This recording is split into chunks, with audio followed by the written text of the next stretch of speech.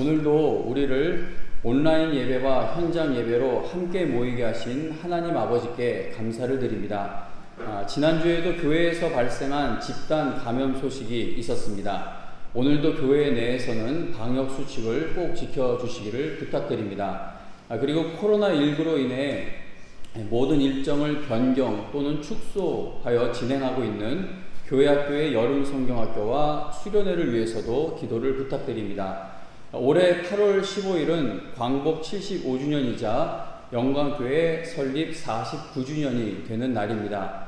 교회와 나라를 지켜주시는 하나님의 은혜가 얼마나 감사한지 모릅니다. 내년에 있을 영광교회 설립 50주년 기념예배와 은퇴식 및 임직식을 위해서도 기도해 주시기를 바랍니다. 교회의 주보를 통해 알려드리는 교회 소식들을 항상 꼼꼼히 살펴봐 주시고 함께 기도해 주실 일들을 꼭 기억해 주시면 감사하겠습니다. 다 같이 찬송가 207장 통일 찬송가는 243장입니다.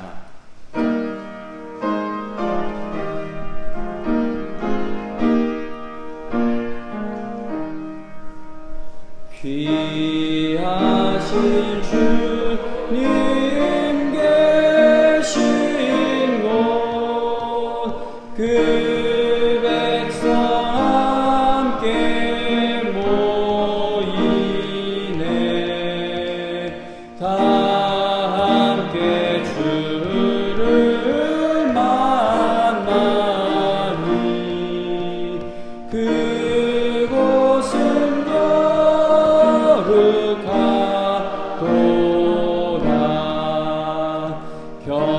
겸손한 사람 마음에 주 항상 같이 계셔서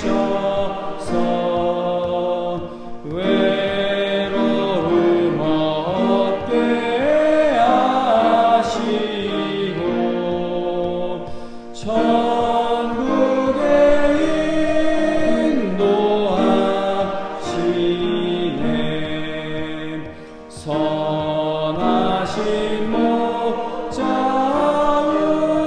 우리 주 사랑이 풍성하도다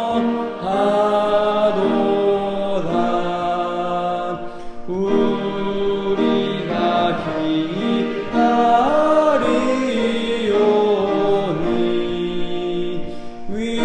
위로해 주시옵소서 그 거룩하신 주 앞에 간절히 기도드리니 어둠은 즉시 밝아져 큰 영광 보게 하소서.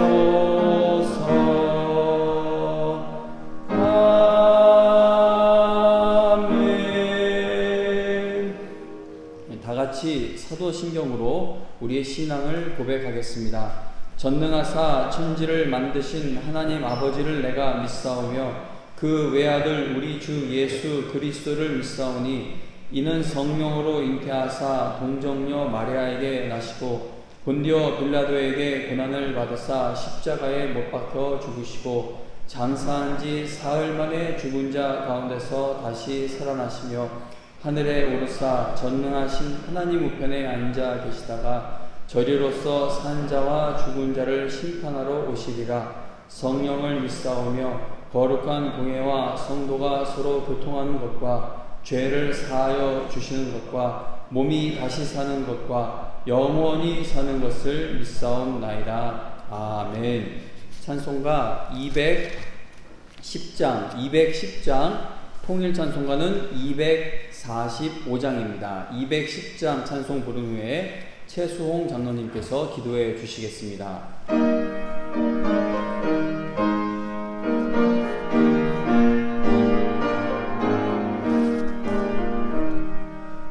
시온 성과 같은 교회 그의 영광 한없다 허락하신 말씀대로 주가 친히 세웠다 반석 위에 세운 교회 흔들 자가는 우량 모든 원수 애워싸도 아무 근심 없도다 생명샘이 솟아나와 모든 성도 마시니 언제든지 흘러넘쳐 부족함이 없도다 이런 물이 흘러가니 목마를 자 누구랴 주의 은혜 풍족하여 넘치고도 넘친다 주의 은혜 내가 받아 시온 백성 되는데 세상 사람 비방해도 주를 찬송하리라 세상 헛된 모든 영광 아침 안개 같으나 주의 자녀 받을 복은 영원 무궁하도다. 아멘. 다 같이 기도하시겠습니다. 사랑과 은혜가 풍성하신 하나님, 지난 한 주간도 주님 은혜 가운데 살게 하시고 오늘 거룩한 주일 주님 전에 나와 예배드리게 하시니 감사합니다. 저희들이 드리는 이 예배가 하나님이 기뻐 받으시는 신령과 진정으로 드리는 예배가 되게 하시고 예배하시는 은혜를 넘치게 받는 복된 시간이 되게 하옵소서. 지난 한 주간 살아온 것을 되돌아볼 때에 주님을 의지하기보다는 세상의 것을 의지할 때가 많았고 주님을 사랑하기보다는 세상의 것을 더 사랑하였으며 혼탁한 세상 속에서 탕류에 휩쓸리며 살았습니다. 아버지 하나님, 저희들이 죄와 허물을 자복하오니 십자가의 보혈로 씻어주시고 하나님의 자녀로서 구별된 삶을 살 수 있도록 도와주시옵소서. 겉으로만 예수 믿는 사람이 아니라 저희들이 있는 곳에서 빛과 소금으로 살아서 주님의 영광을 나타내는 참 그리스도인이 되게 하옵소서. 하나님 아버지, 해마다 8월이 되면 일제 식민지에서 해방된 광복절을 맞게 됩니다. 일제 36년의 질곡에서 이민족으로 해방시켜 주시고 6.25 공산 침략의 마수도 꺾어주신 하나님 감사합니다. 아버지 하나님, 비옵는 것은 오늘날 이렇게 번영하는 나라를 이루게 하신 하나님의 은혜를 저희들이 잊지 않게 하시고 행여나 저희가 잘해서 이 모든 것을 이루었다고 생각하는 교만한 마음을 갖지 않게 하옵소서. 코로나19로 인하여 온 국민이 행동의 제약을 받고 경제가 어려운 가운데 장기간의 장마와 폭우로 이재민이 발생하고 사상자가 생겨서 안타까운 가운데 있습니다. 갑작스런 재난으로 고통을 당하는 이들을 위로하여 주시고 어렵고 힘든 상황이지만 소망을 가지고 재개할 수 있도록 은혜를 더하여 주시고 이 위기 상황을 잘 극복하게 하옵소서. 어려움에 처해 있는 해외 선교를 위하여 기도합니다.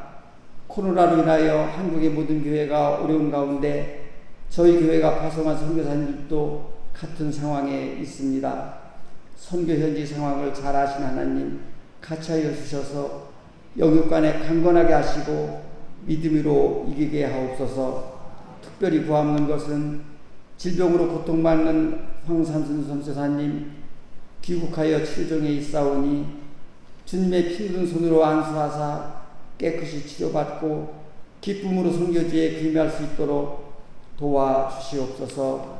이 시간 말씀을 들고 탄 위에 서시는 담임 목사님께 말씀의 능력을 주셔서 이곳에 있는 저희들과 가정에서 영상으로 예배드리는 성도님들이 큰 은혜 받는 시간이 되게 하시고 예배를 듣는 모든 손길에 같이 하사 주를 위해 봉사하는 기쁨을 알게 하옵소서.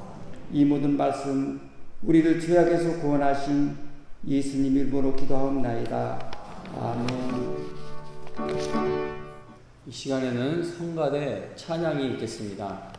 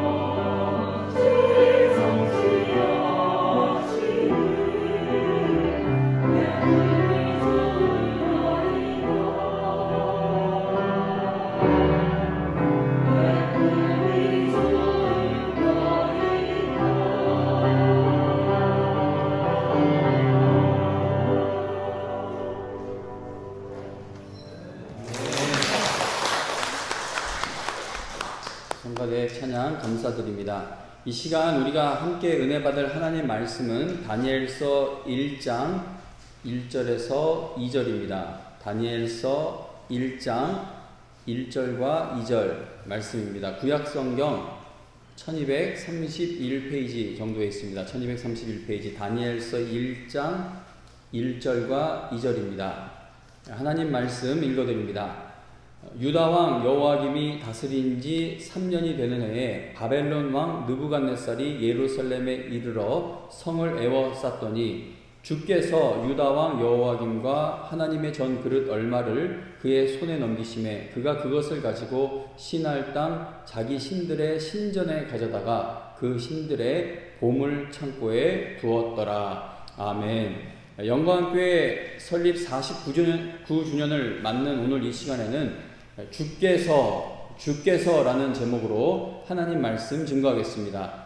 지난달에 전했던 설교 말씀과 제목이 같고 본문이 같지만 내용은 새롭게 준비한 말씀입니다. 또 기회가 된다면 이 주께서라는 제목으로 한 두세 번 아니면 한 번이든 두 번이든 조금 더 전하고 싶은 그런 마음이 있습니다.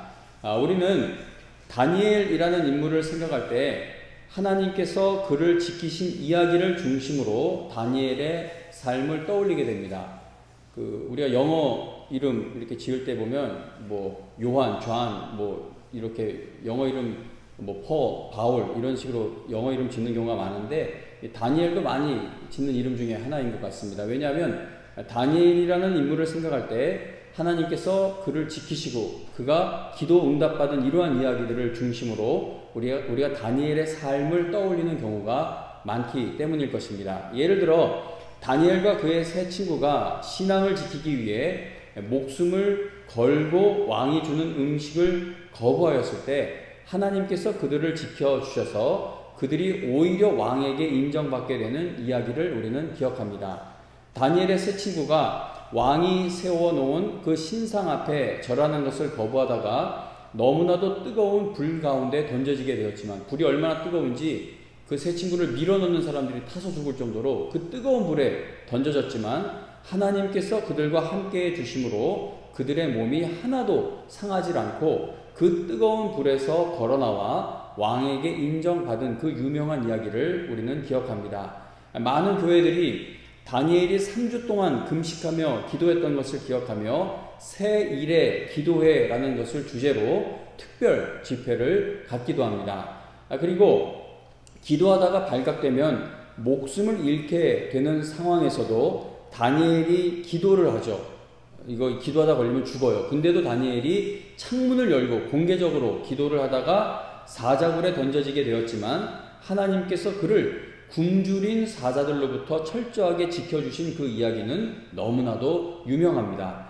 이렇게 다니엘서를 보면은 성도가 목숨을 걸고 믿음으로 행할 때에 하나님께서 지켜주시고 복과 은혜를 베푸시는 이야기들이 가득 기록되어 있다 보니 우리도 다니엘처럼 신앙생활 잘해서 하나님께 그러한 복을 받고 또 기도 응답을 받자라는 것으로 다니엘서 말씀을 해석하게 되는 경우가 많습니다. 자, 그러한 해석이 틀리지 않다고 저는 생각을 합니다. 저도 다니엘서를 본문으로 기도의 설교 말씀을 전할 때 그렇게 해석하는 경우가 자주 있습니다.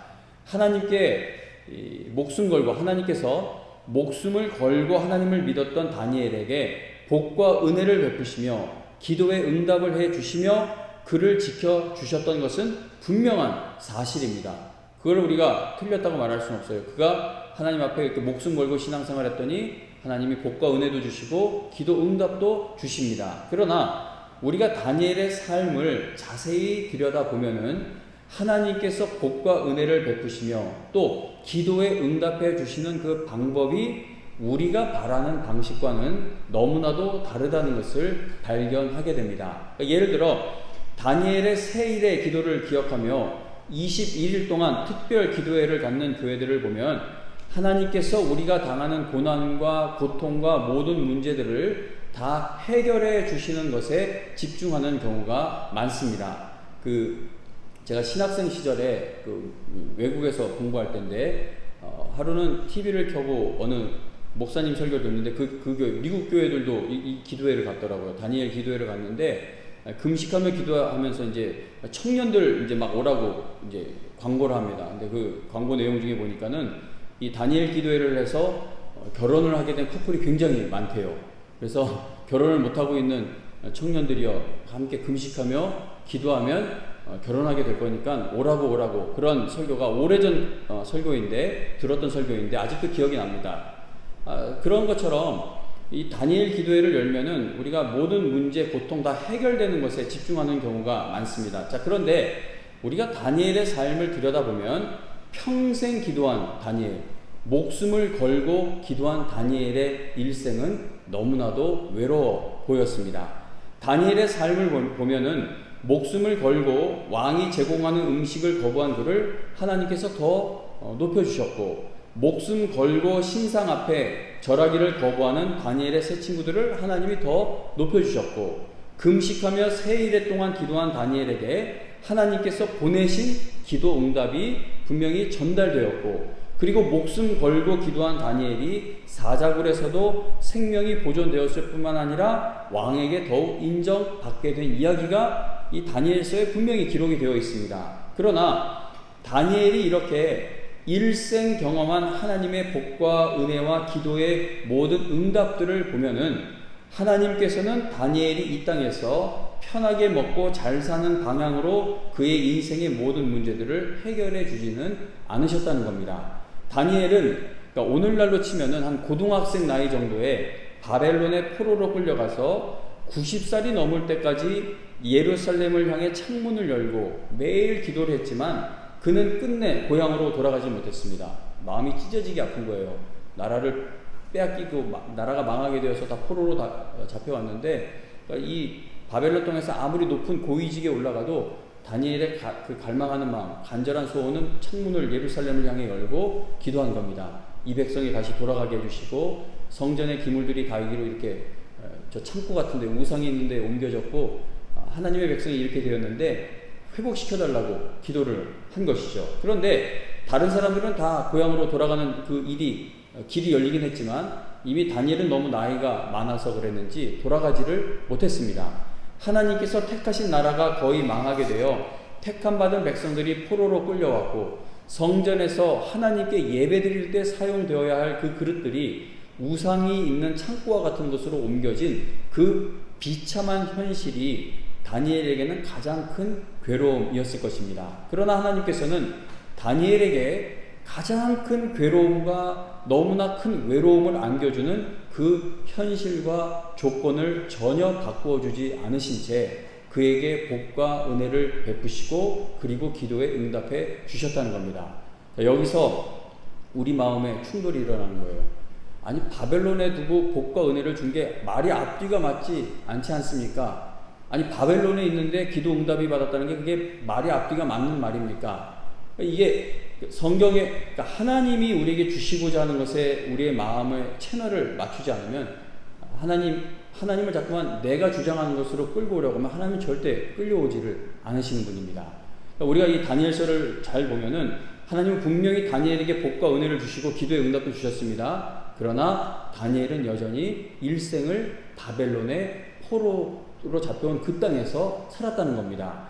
다니엘서는 우리가 하나님을 믿으면 모든 환경과 조건이 내가 믿음으로 살기에 좋은 방향으로 바뀔 수 있다는 것을 보여주고 있지 않다는 겁니다. 다니엘서는 신앙생활을 하기에는 최악의 조건들이 전혀 변하지 않아도 하나님은 여전히 그 최악의 조건 속에서 하나님의 주권과 섭리로 일하고 계신다라는 사실을 우리에게 보여주고 있다는 겁니다. 하나님은 약속의 땅에서만 역사하실 수 있는 분이 아니죠. 우리는 환경과 조건이 갖추어진 것을 보면서 하나님이 역사하실 것을 이야기해요. 그러니까 우리가 지금 교회 들어오실 때 저희 앞에 다 지금 많이 허물어졌지 않습니까? 우리가 저걸 보면서 소망을 갖는 게 아니라 저희가 아파트가 높이 올라오고 또 비싼 아파트니까는 입주자들이 들어왔을 때 거기서 한 0. 몇 %만이라도 우리 교회로 들어오면 교회가 좀 더 살아나지 않을까, 뭐 그런 식으로 우리는 생각하는데, 하나님의 역사하심은 뭐가 지어져야 역사하시는 것이 아니라 저 다 무너지고 황폐한 곳에서도 역사하시는 것이 하나님이시라는 겁니다. 하나님은 약속의 땅에서만 역사하실 수 있는 분이 아니라 하나님을 가장 대적하는 바벨론과 같은 곳에서도 여전히 하나님이 뜻하신 것을 모두 이루어 가신다라는 사실을 다니엘서는 우리에게 보여주고 있는 것이죠. 우리가 오늘 읽은 본문에 보면 다니엘서는 이스라엘이 거의 망했다는 사실을 알려주며 이야기가 시작이 됩니다. 나라가 망한 것, 다른 나라에게 주권을 빼앗겼다는 것이 얼마나 큰 충격입니까? 올해 8월 15일은 광복 75주년이 되는 날입니다. 일본으로부터 해방된 지 75년이라는 긴 세월이 흘렀습니다. 그러나 나라를 빼앗겼을 때 당했던 일들이 우리에게 얼마나 큰 아픔이었는지 우리는 아직도 일본이 저질렀던 일들을 잊지 못하고 아파하고 있는 모습을 보이게 됩니다. 다니엘은 하나님께서 택하신 나라가 망한 것을 견뎌내야 하는, 나라를 다른 나라에게 주권을 다 빼앗긴 그 참담한 시절을 견뎌내야만 하는 정말 불행한 시대에 태어났던 사람입니다. 다니엘은 대략 15 또는 16살 때쯤 바벨론의 포로로 끌려가는데, 그리고 그는 거기에서 90세에 가까울 때까지 평생을 포로로 잡혀간 그 나라에서 살게 됩니다. 어떤 성경학자들은 다니엘이 평생을 왕궁에서만 있었던 것을 보면 어쩌면 그가 거세당한 내시였을 것이다 라고 추측을 하기도 합니다. 자, 물론 성경에는 그러한 사실을 말씀하고 있지 않기 때문에 우리가 확실하게 단정 지을 수는 없는 추측일 뿐입니다. 그러나 성경에 다니엘의 가족에 대한 이야기가 전혀 등장하지 않는 것을 보면 그는 외로운 삶을 살았던 것은 분명해 보인다는 것이죠. 다니엘이 사자굴에 던져졌을 때 보면은 아무도 그의 편을 들어주는 사람이 없었습니다. 아이고, 우리 민족을 위해, 택한 백성을 위해 그렇게 평생 기도한 다니엘 선생님, 다니엘님이 사자굴에 던져지게 됐으니까 우리가 모여서 기도해야 되겠다. 탄원서를 왕에게 내야 되겠다. 그런 움직임이 전혀 없어요. 다니엘은 믿음으로 행할 때마다 다니엘을 보면 그는 늘 혼자입니다. 그가 새 일에 동안 힘을 다해 기도할 때도 보면 그와 함께 기도해주는 기도의 동역자들을 찾아볼 수가 없습니다. 자, 물론 다니엘서 초반에 보면 목숨 걸고 함께 하나님을 섬기는 세 친구들의 이야기가 나오기는 하지만 나머지 다니엘서 이야기를 보면 다니엘이 하나님을 섬기는 모습이 너무나도 외롭게 보인다는 겁니다. 성경의 모든 인물들을 보면 그들은 참 외롭게 하나님을 섬겼습니다. 정말 외롭게 섬겼어요. 노아가 오랜 시간 조롱을 받으며 하나님께서 만들라고 하신 구원의 방주를 만들었습니다. 아브라함은 그 믿음의 여행을 시작할 때 함께, 그 여행의 시작부터 함께하던 조카 롯이 떠났고, 또 나그네 길에 평생 동반자였던 아내를 먼저 하늘나라로 보내게 됩니다.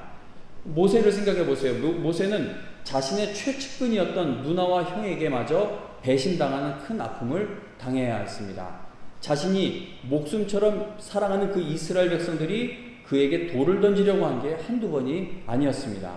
사무엘은 어린이집 다닐 나이부터 성전에서 생활하기 시작하여 그의 일생을, 평생을 하나님의 일에 헌신했습니다. 그런데 그가 노년에 마주하게 된 그 백성들의 모습, 평생 말씀 교육시키고 평생 그들을 위해 기도했는데, 그들이 사무엘이 노년이 되었을 때 그들이 보인 모습을 보면은 다른 나라들처럼 왕을 세워달라는 불신앙의 모습이었습니다.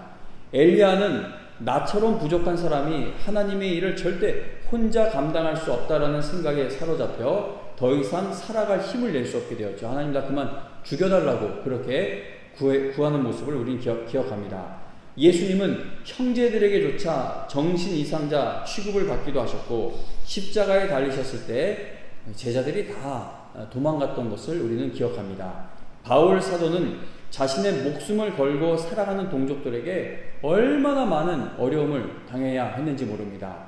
사도 요한은 다른 사도들이 다 죽고 혼자 남았는데 나이도 너무나 많아요. 이제 죽을 날이 다가왔다라고 생각할 정도로 나이도 많고 혼자 남았는데 그 어려운 노년에 유배지에 보내지기까지 한 것을 우리는 기억합니다. 하나님께 쓰임받은 사람들은 하나님께서 그들에게 신앙생활하기에 좋은 환경과 조건을 허락해 주셨기 때문이 아니라는 겁니다. 하나님께 쓰임받았던 사람들의 일생을 보면은 신앙생활하기에 최악의 조건에 그들은 던져졌지만 그들은 그 괴롭고 눈물 가득한 절망의 골짜기에서, 삶의 현장에서 주님께만 소망을 두었기에 그들은 믿음의 경주를 완주할 수 있었던 것입니다.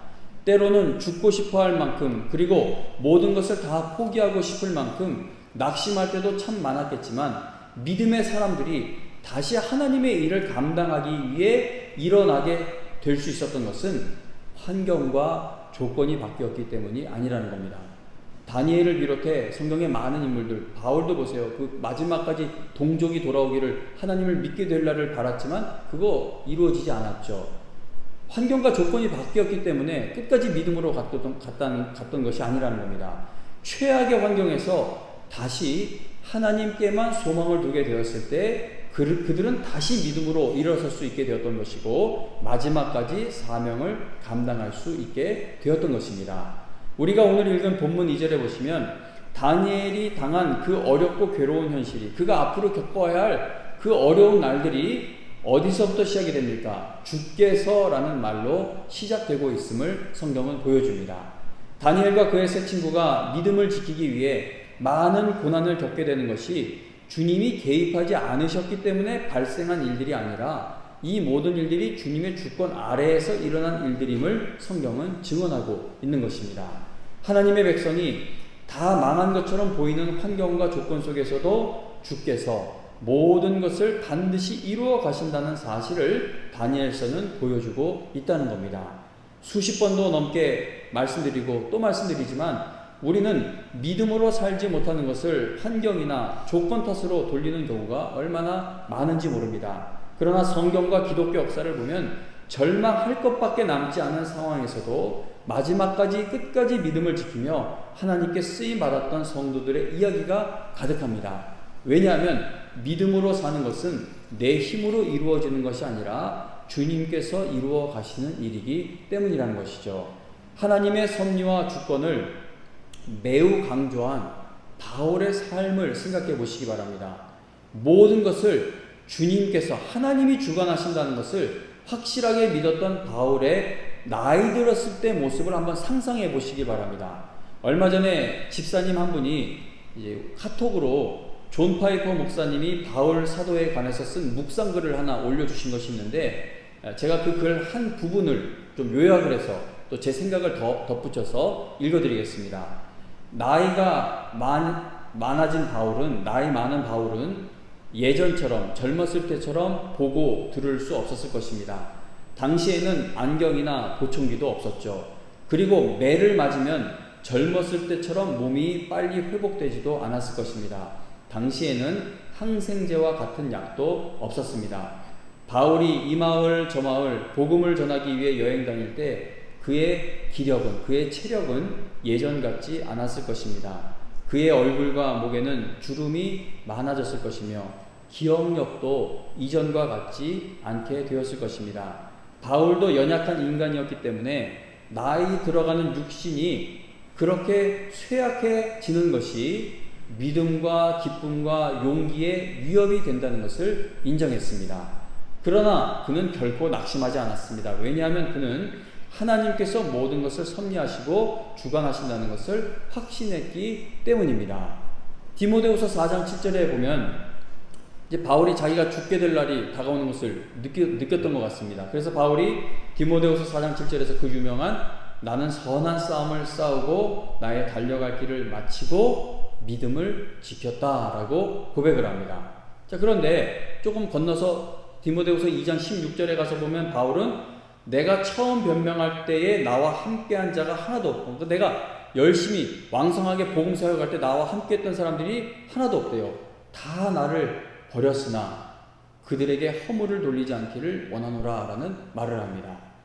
그러니까 인생의 성공과 실패는 하나님이 판단하시는 것을 우리가 늘 기억할 수 있길 바랍니다. 우리가 나는 평생을 정말 하나님을 잘 믿어왔다고 생각하는데 내 인생의 마지막이 왜 이렇습니까? 나는 왜 복을 못 받았습니까? 바울을 보세요. 나는 선한 싸움을 싸웠어요. 정말 주님을 위해 온 힘을 다 퍼부었죠. 달려갈 길을 마치고 믿음도 지켰대요.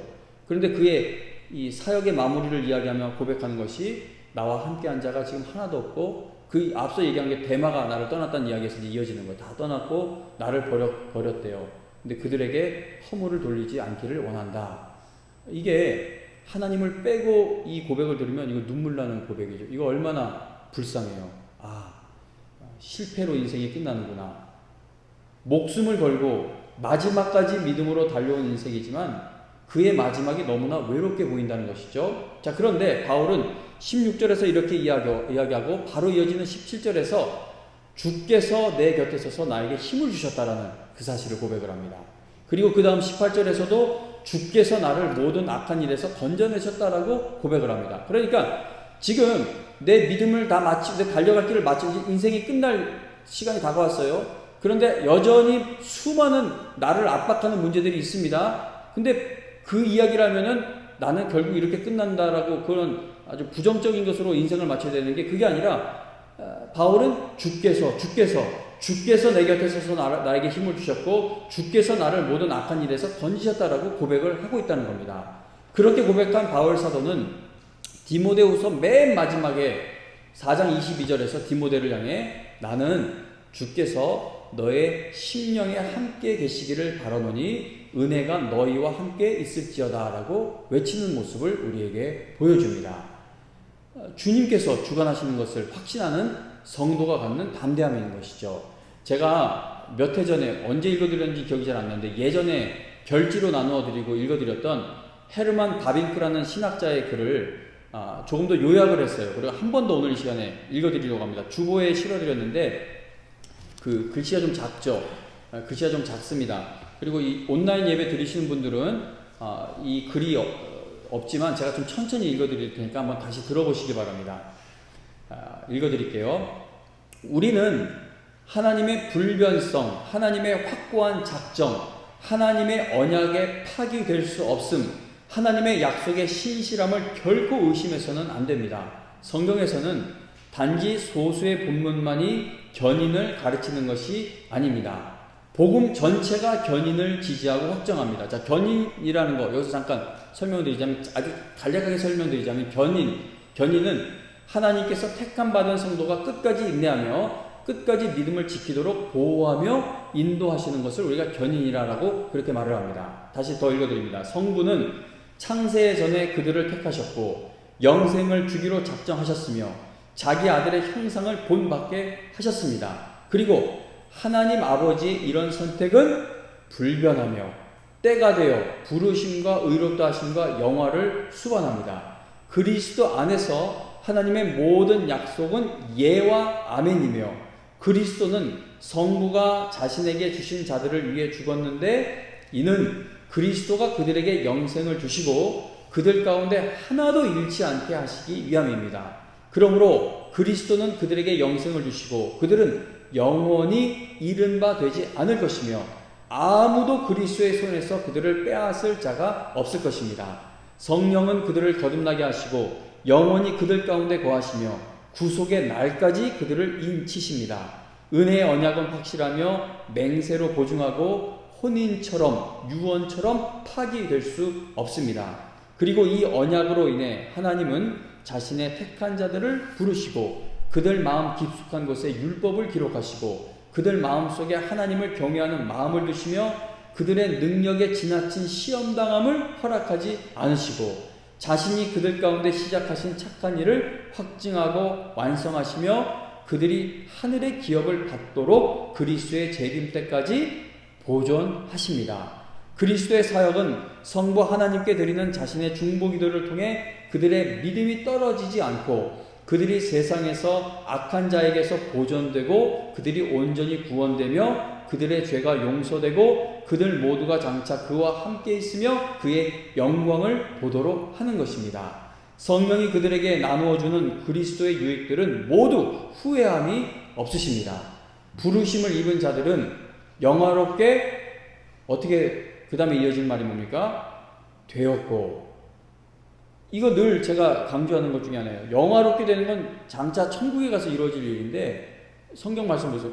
여러분 구원받은 여러분과 저는 부르심을 입은 자들은 이미 영화롭게 된 것으로 이야기를 해요. 영화롭게 되었고 그러니까 우리가 받은 구원의 완성이 그만큼 확실하다는 것이죠. 영화롭게 되었고 자녀로 입양된 자는 영생의 상속자이며 믿는 자는 여기서 이미 영생을 소유합니다. 이 생명 자체는 영원하기 때문에 상실될 수 없습니다. 이 생명은 죄를 지을 수 없기 때문에 죽을 수 없습니다. 여기까지 읽어야 됩니다.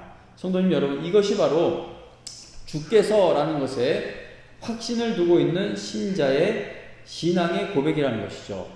자, 이게 교리예요. 교리는 늘 어렵습니다. 그런데 그 옆에 이 성경 본문 근거를 다 기록해 놓았죠. 그러니까 오늘 읽어드린 이 글이 어렵다면 집에 가셔서 성경의 본문을 하나하나 찾아보시면서 한번 깊이 묵상을 해보시기 바랍니다. 성도님 여러분, 성도의 삶은 문제와 어려움이 다 사라져야 믿음으로 설 수 있는 것이 절대 아닙니다.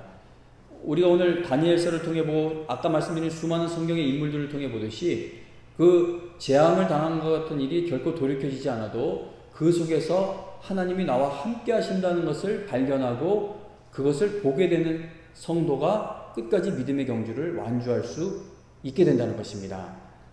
다니엘서는 매우 절망적인 사건을 기록하며 시작이 되죠. 그러나 포로로 잡혀가게 된 것도 성전의 기구들이 우상들 신전에 옮겨지게 된 것도 다시 회복되어질 날이 반드시 오게 된다는 겁니다. 왜냐하면 이 모든 일들이 주께서라는 것에서 벗어날 수가 없기 때문이죠. 하나님께서 모든 것을 다스리시고 통치하신다는 겁니다. 성도님 여러분, 우리는 환경과 조건을 보면 실망할 일들이 너무나도 많아요. 제가 이 이야기는 할까 말까 이게 맨 마지막에 그냥 조금 메모로 적어 놓은 건데 한번 해보려고 합니다. 온라인 예배 영상이 녹화가 되니까 망설여지는 부분들이 참 많습니다. 제가 얼마 전에 몇 주 전인지 몇 달 전인지 애들을 데리고 짜장면을 먹으러 갔는데 이제 방으로 들어갔어요. 우리 가족 여기 앉고 옆에 이제 60대 중반쯤 되는 여자 3분이 앉으셨어요.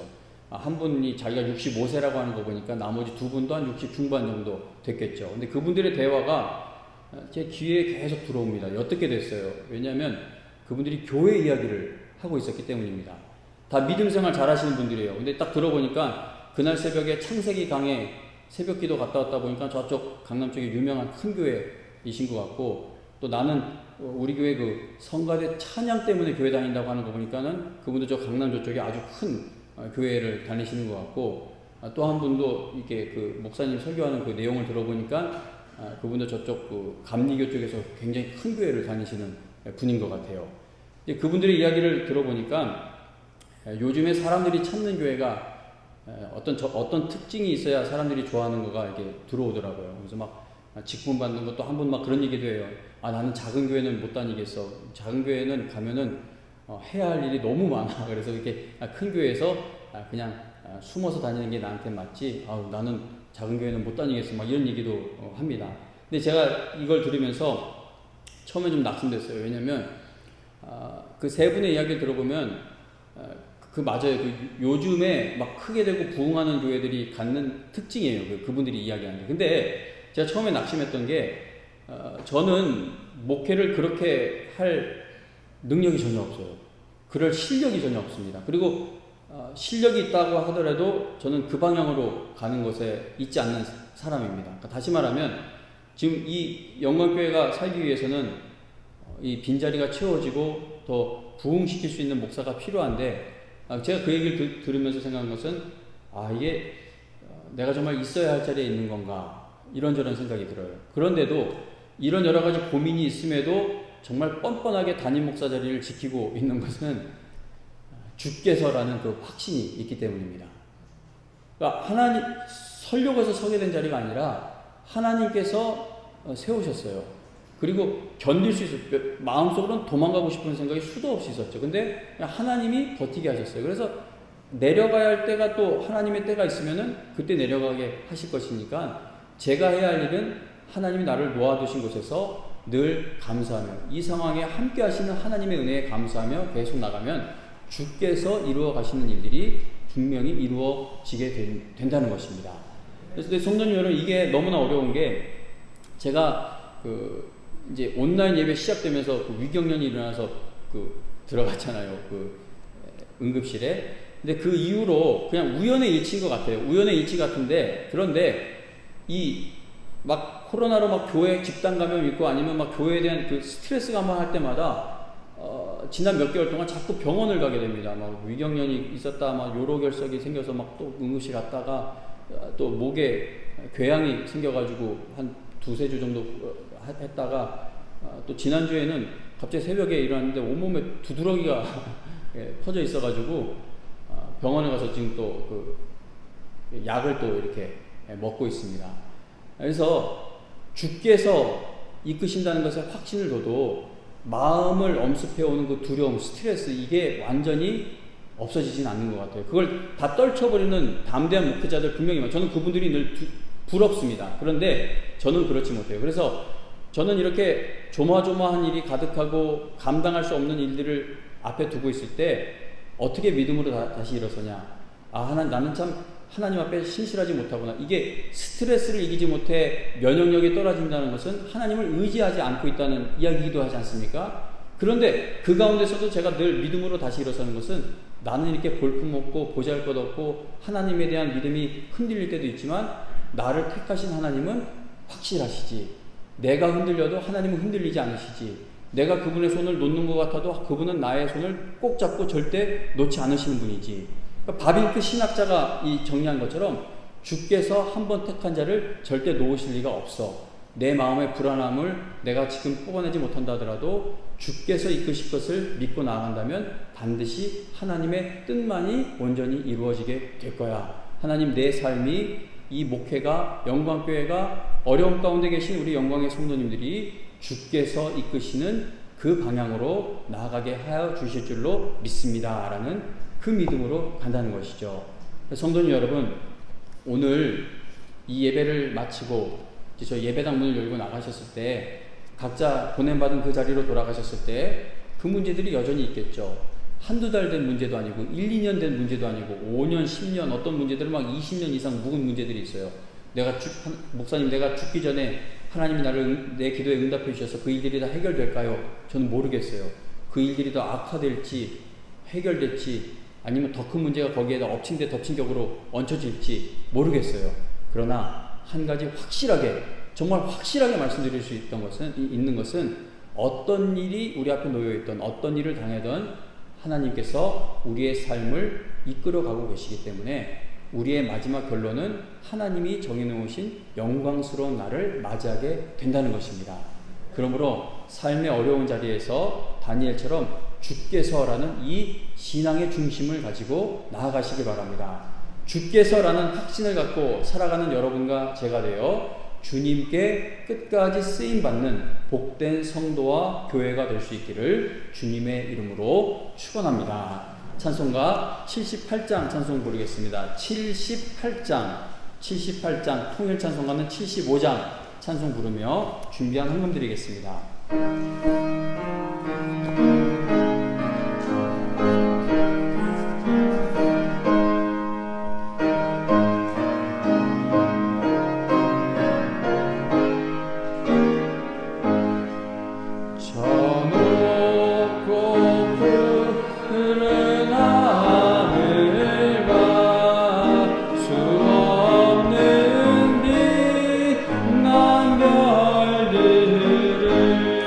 지으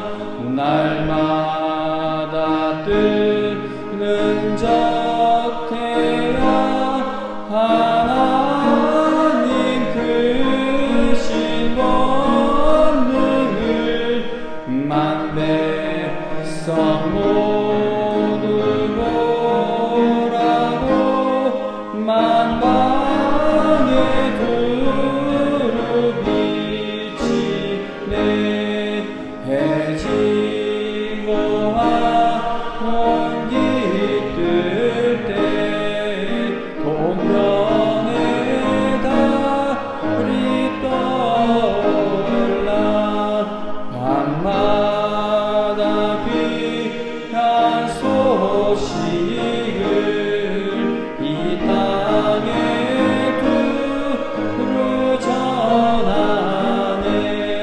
행성과 항성 모든 별 저마다 제기 돌면서 창조의 기쁜 소식을 온 세상 널리 전하네. 엄숙한 침묵 속에서 우별이 제길 따르며 지구를 싸고 돌 때에 들리는 소리 없어도 내 마음 귀가 열리면 그 말씀 밝히 들리네. 우리를 지어내시니 대주제 성부 하나님. 아멘. 반주 계속해 주시고요. 우리 오늘도 잠시 함께 기도하는 시간을 갖고자 합니다. 제가 이 찬송 박자 맞추기가 어려움에도 이렇게 선택하게 된 것은 너무 이 찬송이 좋아요. 그 행성, 온 우주 만물, 이 지구를 싸고 돌 때 그 큰 우주가 움직이는데 그 소리가 들리지 않아요. 그런데 움직이고 있죠. 보이지도 않고 들리지도 않는데 하나님이 일하고 계신다는 겁니다. 성도님 여러분, 그 다니엘서 2장에 보면 주께서라는 말로 시작이 되지만 그 이후에 쭉 나오는 말도 보면은 세상의 왕이 권력을 쥐고 있는 것을 보여줍니다. 그리고 하나님은 중간중간 잠깐 등장하시긴 하는데 어떤 역사를 펼치시는 게 안 보여요. 세상의 왕은 막 일하는 게 보이고 들리고 하는데 주께서, 하나님께서 나올 때는 뭐가 안 보여요. 그러나 하나님께서 우리 인생을 책임져 주시고 계신다라는 것을 다니엘의 삶을 통해 보여주고 계신다는 겁니다. 성도님 여러분, 어떤 어려움 가운데 계세요? 하나님이 응답하지 않으시는 것 같아요. 천만에요. 하나님은 우리의 기도를 듣고 계시고 주께서 우리를 예정하시고 부르시고 택하신 그 주께서 오늘 우리를 책임져 주고 계십니다. 오늘 이 시간 그 하나님께 내 마음을 토해내는 시간 될 수 있길 바랍니다. 다 같이 하나님 앞에 간구하도록 하겠습니다. 기도합니다. 아버지 하나님, 주님께서 우리를 이끄신다는 것에 확신을 두는 성도들 되게 하여 주시면 바랍니다. 이 눈에 아무 증거 보이지 않아도 하나님의 말씀을 따라가는 성도들 되게 하여 주시면 바랍니다. 인생에 괴로운 문제들이 있습니다. 하나님 앞에 가지고 나오라고 했고 염려를 맡겨라 돌보신다고 하셨으니 그 말씀에 따라 오늘도 우리의 모든 염려와 근심을 하나님 아버지께 맡깁니다. 돌보시는 하나님 아버지 역사하여 주셔서 우리 마음에 하늘의 평강과 은혜를 내려주시고 또 하나님 은혜 받고 나가는 우리가 저 세상에 나가서도 문제 앞에서 흔들리지 않는 믿음의 하나님의 신실한 종들로 하나님 믿음의 길을 걸어가는 자들로 세워지게 하여 주시옵소서. 하나님만 바라보며 나아가게 하여 주시옵소서. 다니엘의 일생, 기도하는 일생이 외로웠지만 그리고 주님 주시는 힘만 얻어 갈 수 있었던 것처럼 사도들이, 바울이 그렇게 갈 수 있었던 것처럼 우리도 그 믿음의 길을 가는 하나님의 백성들, 하나님의 자녀들이 되게 하여 주시옵소서. 아버지 하나님께만 감사드리고 예수님의 이름으로 기도합니다. 아멘.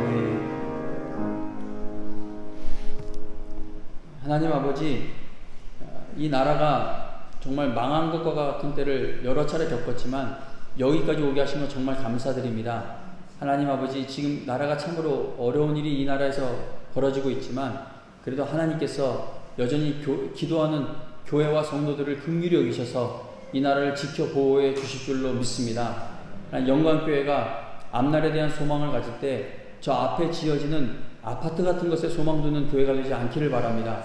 다 무너진 것 같은 곳에서도 주께서, 이 교회를 세우신 주께서, 우리를 택하신 주께서 모든 것을 책임져 주시고 인도해 주시기 때문에 우리에게 소망이 있다는 것을 늘 마음에 두는 교회가 되고 성도들 되게 하여 주시옵소서.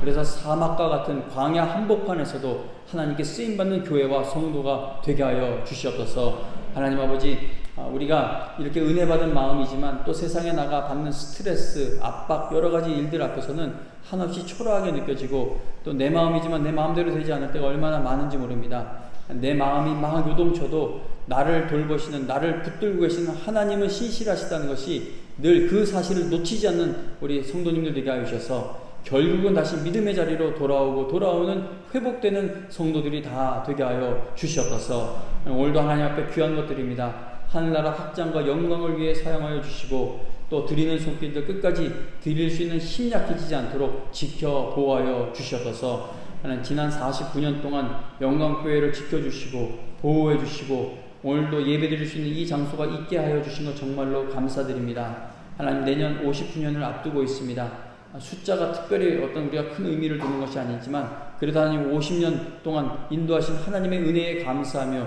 예배를 드리고 은퇴식을 갖고 임직식을 가질 때 다시 한번 영광교회가 새로운 부흥의 때를 향해 믿음의 발걸음을 내딛는 그 귀한 날이 될 수 있도록 허락하여 주시옵소서. 오늘도 하나님 앞에 나올 수 있도록 인도하시고 또 세상에 나가서도 하나님의 뜻대로 살아갈 힘을 주실 하나님 아버지를 의지하고 믿고 감사드리오며 예수님의 이름으로 기도합니다. 아멘.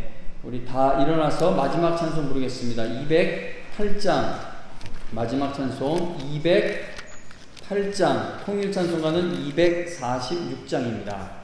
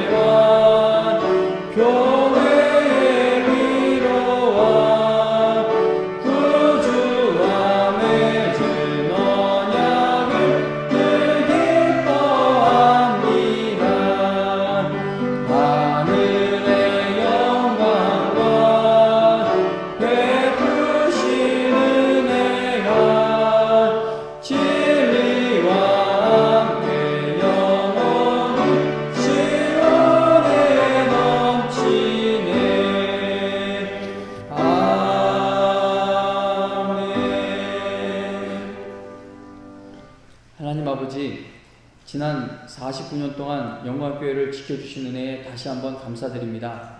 지금까지 하나님의 은혜로운 것처럼 가장 교회가 어려울 때 가장 못나고 부족한 사람을 담임 목사로 세워놓으셨지만 이 또한 주께서 허락하신 일이니 영광교회의 앞날이 회복의 날이 이루어질 것이고 또 부흥의 날들이 펼쳐질 줄로 믿습니다. 연약해진 교회 학교도 하나님 다시 채워지는 날이 반드시 오게 될 줄로 믿습니다.